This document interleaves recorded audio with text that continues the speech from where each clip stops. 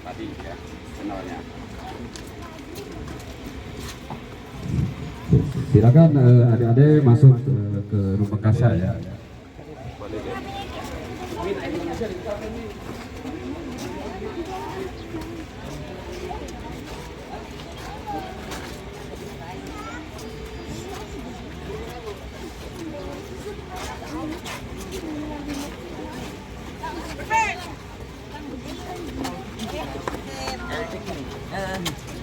All picnic. All picnic.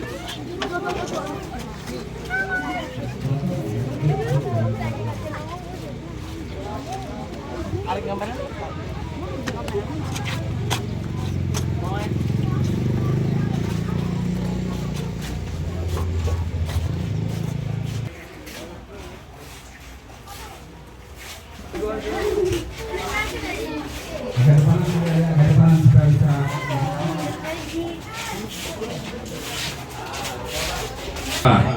Nah, hama orang hijau ini siklus hidupnya kurang lebih 1 bulan. Jadi ini siklus hidupnya dari dewasa, kemudian bunting, bertelur di dalam pelepah ini, batang tanaman padi. Kemudian setelah kurang lebih 7-10 hari ini menetas nih, ada ini. Ini adalah nimpanya, yang menetas ini nimpa ya, masih kecil nih. Kelihatannya ini nimpa pada yang mengakibatkan si padi menjadi menguning. Jadi warna hijau ini menularkan virus tumro ya, sehingga tanaman padi menjadi kuning oranye. Kalau tanaman padi terserang oleh warna hijau atau sebagai vektor virus tumro yang menyebabkan si padi jadi gagal panen. Nah, kemudian jika kita atau para petani menemukan tanaman padi yang memang biasanya yang biasa secara umum di Indonesia menyerang tanaman padi ya. Jadi pakannya ini tingkat persemaian, karena orang hijau ini lebih senang daun yang muda ya. Jadi hanya saat vegetatif ya, daun yang masih muda vegetatif. Ini warna hijau. Kemudian warna hijau juga ada ini musuh alaminya yang disebut, mungkin Bapak Ibu guru pasti mendengar tomcat. Nah, itu adalah musuh dari warna hijau. Jadi pemakan warna hijau. Kemudian ada laba-laba, ada liskosa, ada openia. Saya kira sangat banyak yang musuh alami yang memakan warna hijau ini. Kemudian termasuk pengendaliannya selain pestisida, mungkin adik-adik bisa menanam bunga-bunga ya di pinggir lapangan. Tujuan menanam bunga itu untuk menyediakan madu atau nektar di bunganya dan dapat memperbanyak perkembangbiakan daripada musuh alami. Jadi ini bisa dimakan oleh musuh alami ya. Si warnanya. Untuk mengetahui telurnya, mungkin kalau langsung tidak akan terlihat di telurnya. Jadi harus di bawah kaca pembesar, mikroskop harus dibawa ke lab, baru akan kelihatan. Nah, ini yang dewasa, ini yang hijaunya sudah agak kelihatan sangat hijau. Ini adalah yang dewasa. Kemudian yang kecil ini adalah nimpanya. Nah, nimpanya atau anaknya lah, sederhananya ya. Ini adalah anak daripada warna hijau. Jadi hama termasuk hama utama, tapi hama yang utama di Indonesia secara umum cuma 3, penggerek, tipus, dan warna coklat. Itu merupakan hama utama tanaman padi. Karena warna hijau ini biasanya di dataran tinggi ya deh. Misalnya kalau Subang di Cisalak, dataran tinggi ke atas Jalan Cagak biasanya. Karena warna hijau ini lebih senang di daun muda, terus daerahnya agak lebih dingin. Beda mungkin dengan Pantura. Di sini kita kan jalur Pantura daerahnya panas ya ada ya. Nah, jadi ini jadi sangat berbahaya. Jadi para tanam padi itu tidak mudah sebetulnya ada ya. Mungkin bisa ada yang orang tuanya petani, bisa ditanyakan, itu tidak mudah, terutama mengendalikan hama. Jadi bagi orang tuanya petani itu merupakan pahlawan pertanian. Nah, jadi kita harus menghormati para petani, karena kalau tidak ada petani kita tidak mungkin makan nasi. Jadi karena kita bisa makan nasi, makan lontong, makan bubur karena ada petani padi ya. Jadi petani itu harus dihormati, merupakan pahlawan pertanian ya. Nah ini mengenai warna hijau ya. Kalau melihat apa, dan juga warna hijau berganti kulit, ada ini. Nah, ini yang putih yang nempel ini adalah kulitnya, ganti kulit. Nah ini adalah mungkin sekilas tentang warna hijau. Adik-adik juga bisa nanti lebih lengkapnya ya, mungkin browsing atau apa tentang warna hijau dan faktor yang ditularkan oleh warna hijau itu akibat tanaman padinya seperti apa ya.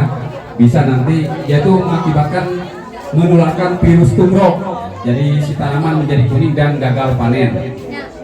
Baik, mungkin ada saya kira ada yang bertanya tentang warna hijau atau cukup?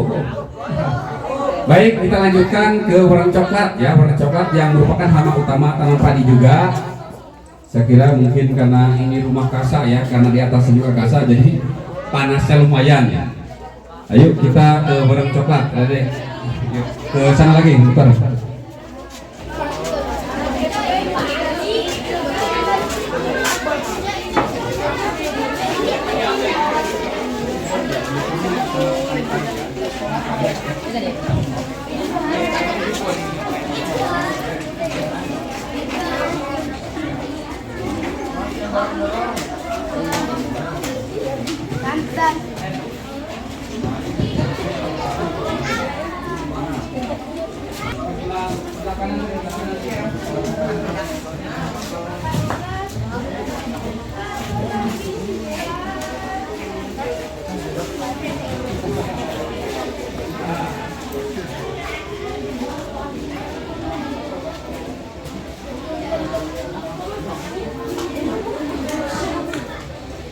Yep. Tes.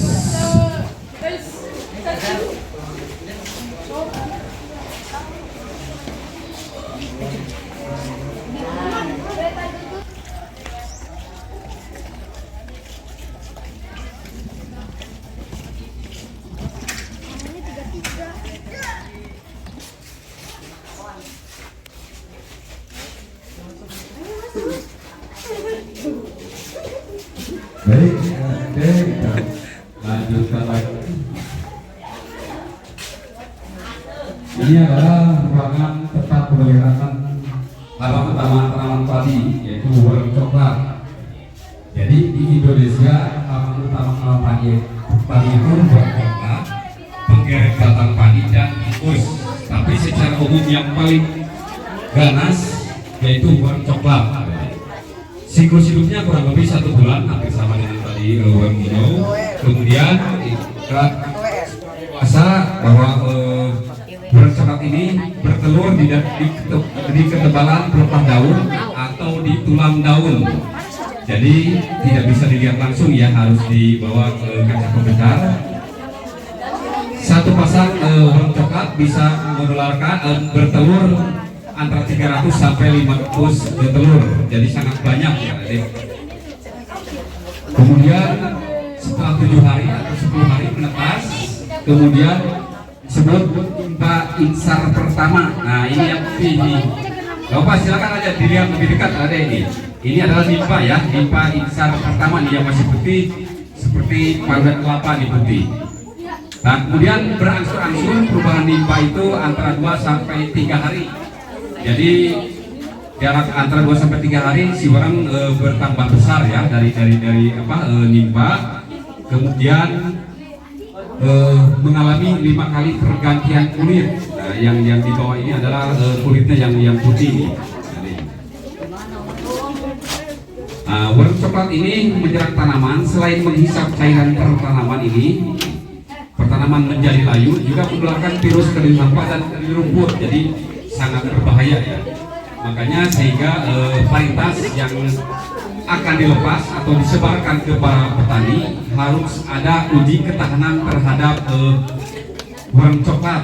Jadi kenapa warna coklat ini dipelihara? Ini cukup lama nih, ini dari tahun 77. Nah ini cukup lama dipelihara dan biotipenya ini berbeda ya. Di sini ada biotipe 1, 2, dan 3. Jadi tiap biotipe makanannya berbeda. Kemudian keganasannya pun berbeda. Jadi biotipe itu kemampuan hama atau yang disebut warna coklat terhadap suatu pertanaman, mudah beradaptasi, meletakkan telur. Seperti itu, yaitu di sini disebut biotipe. Yang paling ganas ini sementara ini biotipe 3 ya, biotipe 3 ya. Karena pakannya pun berbeda-beda. Biotipe 1 pakannya di sini yaitu tahanan terhadap warna coklat. Sekarang di sini pakan pelita, kemudian warna coklat saat itu ada yang karena keganas sehingga berubah diintroduksi lagi padi dari Filipina yaitu IR26. Hanya berselang sekitar kurang lebih 5 tahun hancur, kemudian diganti lagi dengan IR42 yang mempunyai gen BPH2. Ini IR42. Jadi tiap orang pakannya di sini berbeda ya, yang ada di Makassar. Nah, seperti itu.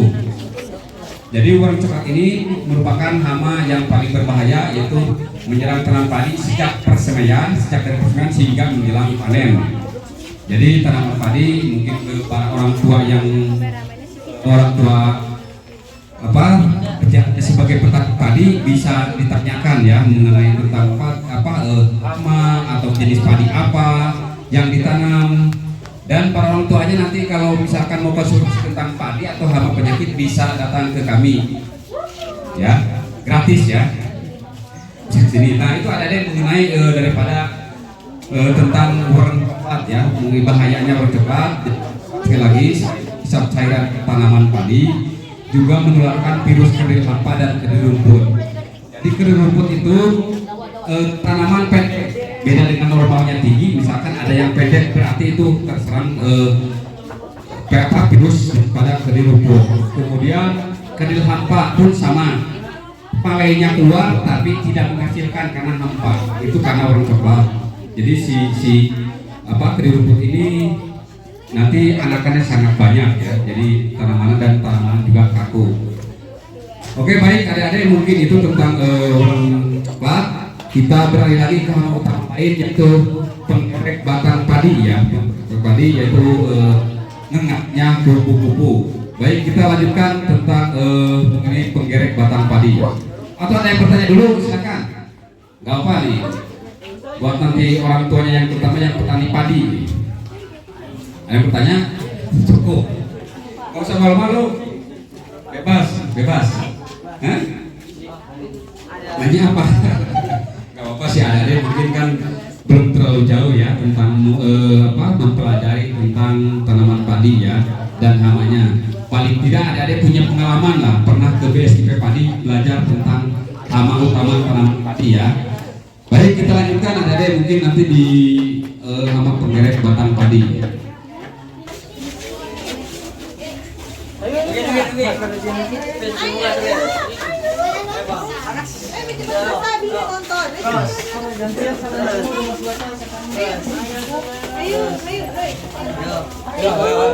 Ayo atuh sakit.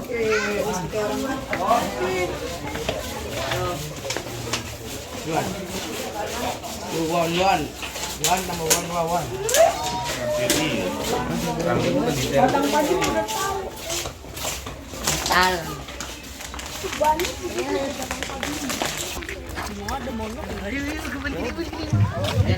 Kemarin gua mana deh?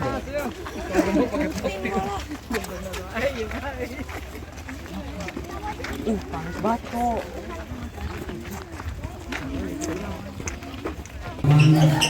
Yang terserang oleh penyakit ataupun padi.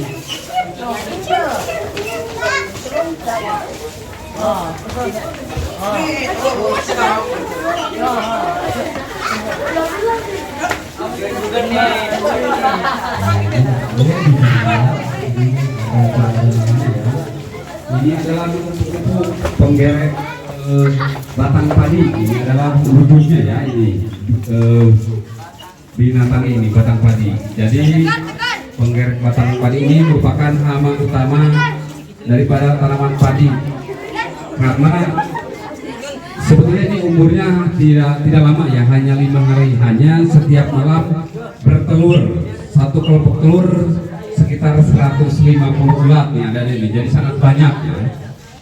Dan satu ulat bisa menggerek 6 batang tanaman padi ini. Kebayangkan kalau 150 ulat nih, satu ulat 6 batang ya, ini penggerek batang padi. Ini adalah binatang ini, hewan ini. Nah, bisa lihat dari ini. Kemudian ini juga sama ada di HPP. Jadi HPP ini hama putih palsu. Sebenarnya hama tidak ada yang palsu ya.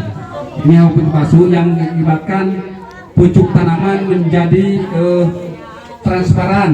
Jadi zat hijaunya ini dimakan sama HPP ini.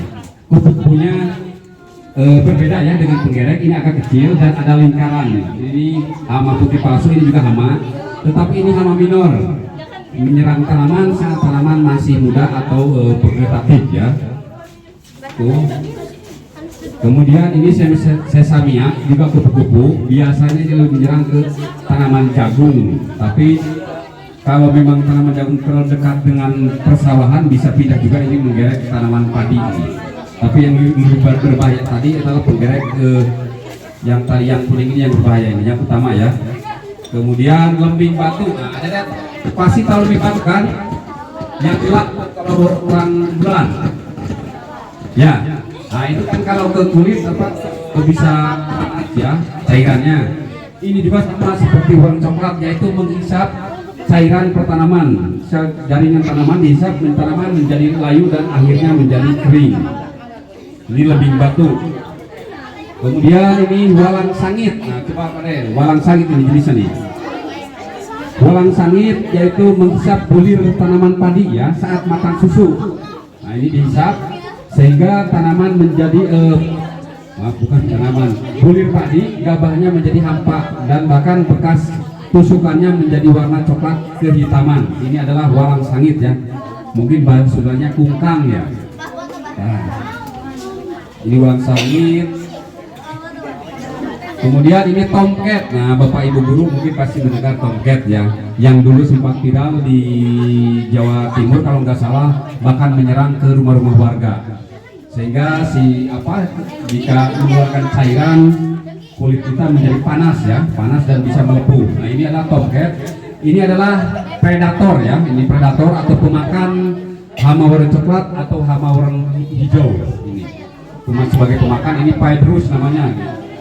Bahasa Sunda namanya. Ini Coccinella juga sama. Ini pemakan hama warna coklat dan warna hijau. Jadi betul bisa kumbang, betul. Jadi untuk memperbanyak predator-predator ini, adik-adik terutama ke para petani ya, petani padi yang menanam padi bisa menanam bunga-bunga yang mengandung nektar ya, bunganya seperti bunga widelia atau bunga wijen bisa ditanam untuk memperbanyak nektar atau madu yang di bunganya, sehingga predator ini atau parasit yang mengganggu telur hama atau pemakan hama akan berkembang biak dengan cepat. Bisa itu salah satu pengendalian yang ramah lingkungan ya, sebelum kita mengendalikan dengan pestisida. Kemudian ini juga Sirtorius, ini pemakan daripada wareng coklat atau wareng hijau. Jadi sangat banyak ya musuh alami daripada wareng coklat atau wareng hijau. Kemudian juga laba-laba. Nah, laba-laba ini juga musuh alami ya daripada warna coklat dan warna hijau adik-adik. Kemudian kita berpindah lagi yang tadi ini warna coklat ya. Warna coklat saya kira adik-adik tadi sudah ini serangan daripada tikus. Nah, di sini kita ada warna. Nah, ini tikus. Kemudian nah, ini yang tadi bekas walang sangit ya. Bisa terlihat adik-adik nih bentuk daripada bulir bijinya ini, gabahnya ya, terlihat ini hitam ya. Ini akibat dihisap oleh walang sangit sehingga menjadi hampa. Akan dihisap naik ke sini, akan diolah di daun bendera. Jadi kalau daun benderanya rusak, otomatis dapur kita kan rusak, berarti kita tidak bisa makan. Nah seperti itu adik-adik. Jadi hama yang tadi, nah ini gejalanya. Nah jadi adik-adik harus hama HPP, berarti ini hama putih palsu ya. Jadi sama, ini adalah gejala yang diakibatkan oleh kupu-kupu tadi ya. Itu punya.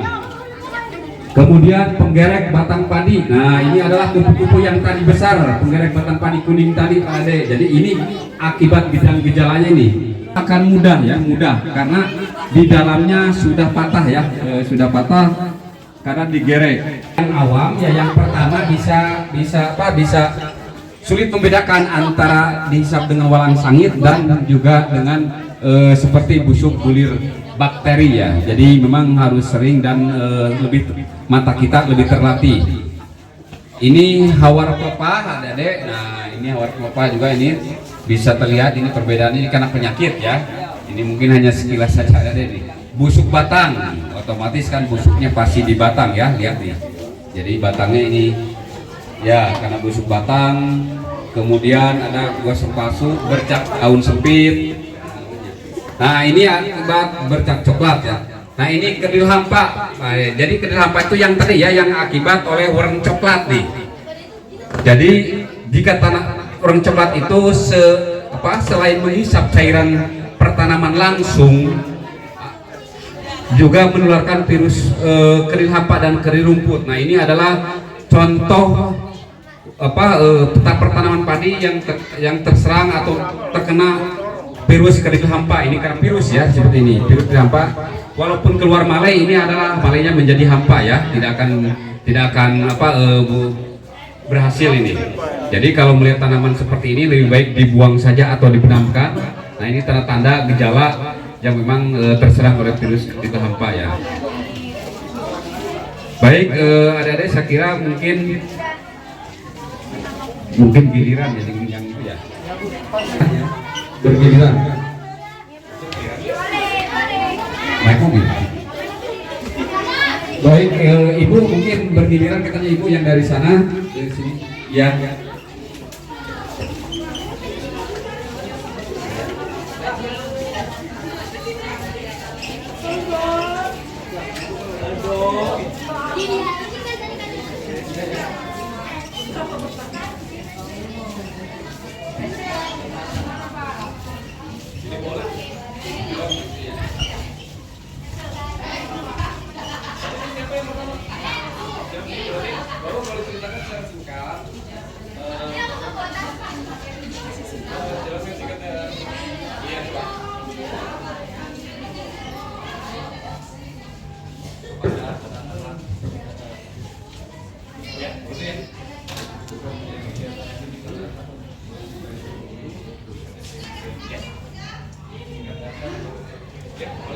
Boleh ya?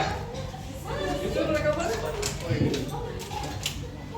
Oke ya, sebentar Pak.